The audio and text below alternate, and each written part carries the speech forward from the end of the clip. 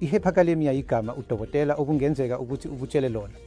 Leli igama lezokwelapha elisho ukuthi kukhona i-potassium ephezulu emzimbeni wakho. Akuvamile ukuthi noma ubani wethu abe ne-hyperkalemia noma i-potassium ephezulu ngaphandle uma sithatha ukudla okunothe nge-potassium. Lokho futhi ngobuningi i-potassium ilawulwa kahle emzimbeni futhi umzimba wethu uzokhipha i-potassium eyengeziwe uma kukhona eyengeziwe emzimbeni. Nokho kwezinye izimo njengokuthi uma unomntwana, izinto ezibuthakathaka, uma uthatha imithi ethile efana nemithi yegazi engadala i-potassium ephezulu ikakhulukazi. Uma unganelisekile ngamanzi, kulezi zimo ungathola lesi simo esibizwa nge-hyperkalemia.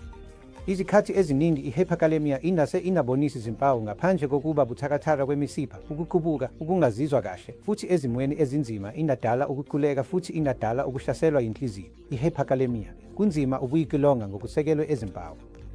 Alukho uphawu oluthile lwe-hyperkalemia.